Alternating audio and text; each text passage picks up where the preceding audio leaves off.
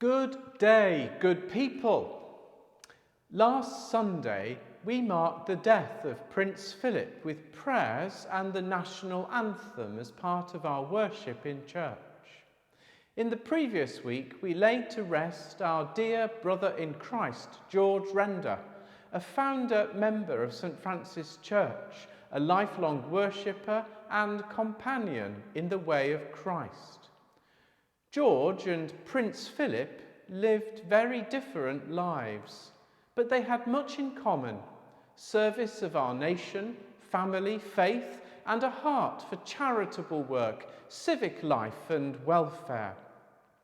As a state church, the Church of England has a unique place in our national life, and at Prince Philip's funeral tomorrow, as at George's funeral last week, we reflect not only on the private grief and sorrow of a bereaved family, but frame our own experiences of loss in a wider picture.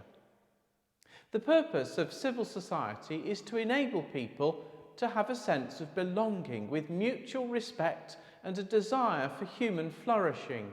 When one person dies, even if we don't know them, we are all bereft. And that means that even in our personal grief, we are not alone. This means that a church that is aligned with the state articulates the truth that faith is a shared expression and not only a private belief. Some take the view that this is an anachronistic view of the state and of the church, and both institutions would benefit from separating.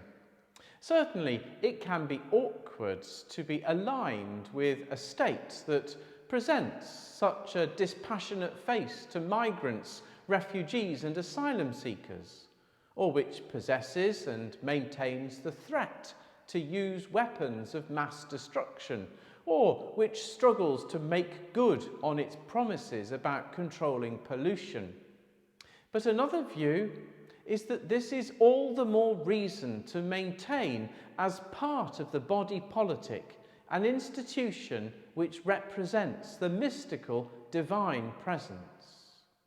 I appreciate that I'm speaking from the position of being a minister of the established church, and many who are atheists or followers of other religions or even of other Christian denominations would regard this claim as privileged.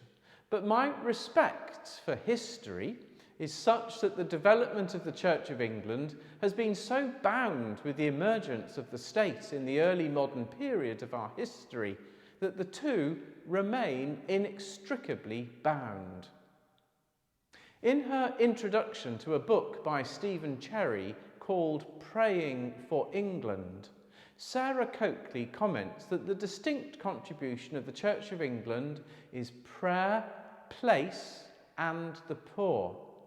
It is incumbent upon its clergy to pray daily, as we do in this parish, now live streamed on Facebook, so you can join in from home, morning and evening, praying for individuals and the world on behalf of us all. The fact that we are a parochial church means that we are geographically focused in a particular place and a specific community, which for us is High Heaton and all who live and work and have their being here. According to the teaching of Jesus Christ, Coakley says, our third purpose is the welfare of the poor, those at the bottom of the social pile, those least able to have a voice or to exercise power.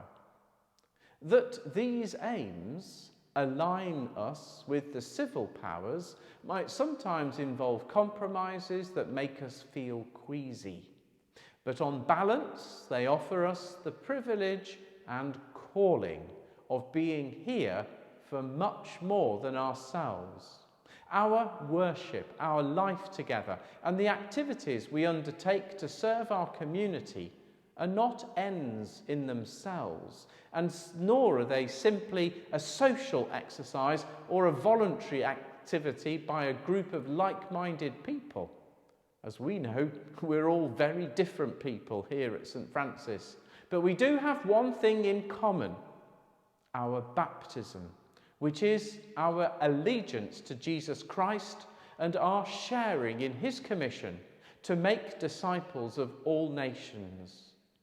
We shared this with our beloved George, and we shared it with Prince Philip, and we share it with each other, for we are all one in Christ Jesus.